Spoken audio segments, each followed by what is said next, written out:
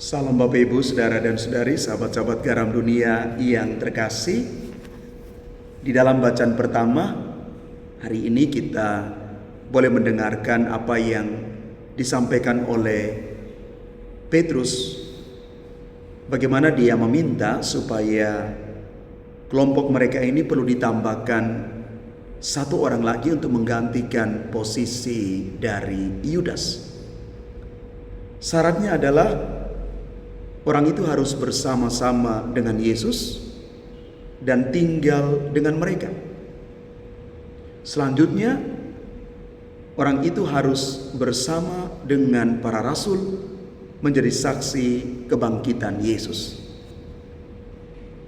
Dan pada akhirnya mereka boleh memutuskan dan memilih Matias menjadi pengganti Yudas. Dan di dalam bacaan Injil hari ini, perintah kasih kepada para murid ditandai dengan sukacita.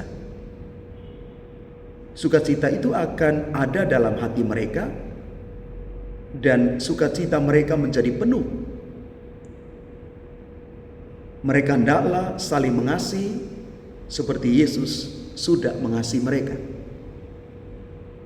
Para pengikut Kristus harus hidup di dalam semangat kasih ini.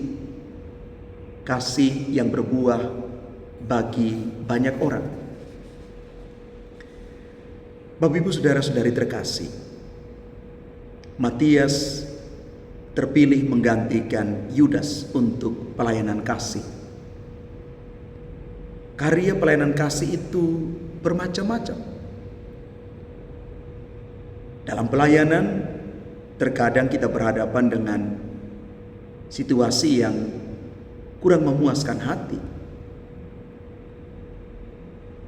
Namun hari ini kita diingatkan untuk melayani dengan penuh kasih dan sukacita.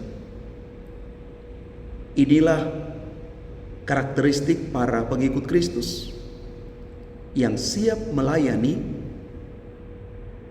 bukan dengan keterpaksaan, tetapi melayani dengan semangat kasih.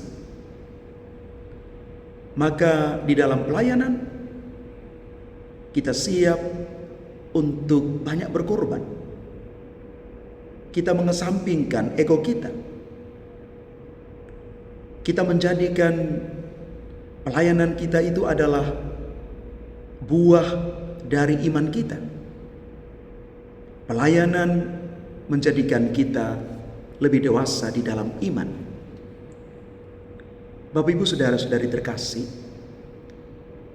kadang-kadang banyak orang menghindar dari pelayanan dengan berbagai macam alasan. Tetapi semoga kita juga pada hari ini digerakkan dengan semangat Paskah untuk melayani Tuhan dalam diri sesama, dalam bentuk apapun. Matias yang dipilih adalah seorang pelayan yang membaktikan dirinya bagi Tuhan. Inilah semangat cinta yang konkret yang dinyatakan di dalam hidup, panggilan, dan karya pelayanan kita.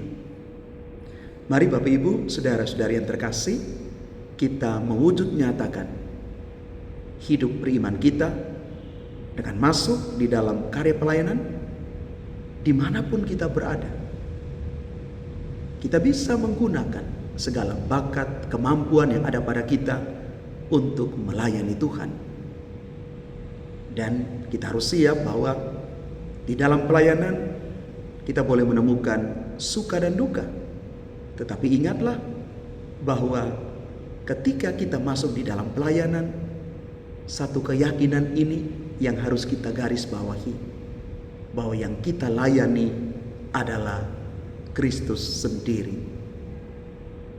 Selamat melayani dalam Tuhan, karena pelayananmu pasti akan berbuah. Dan ketika orang melayani dengan hati, maka Tuhan memperhitungkan semuanya, dan pasti apapun yang kita minta, Tuhan berikan bagi kita.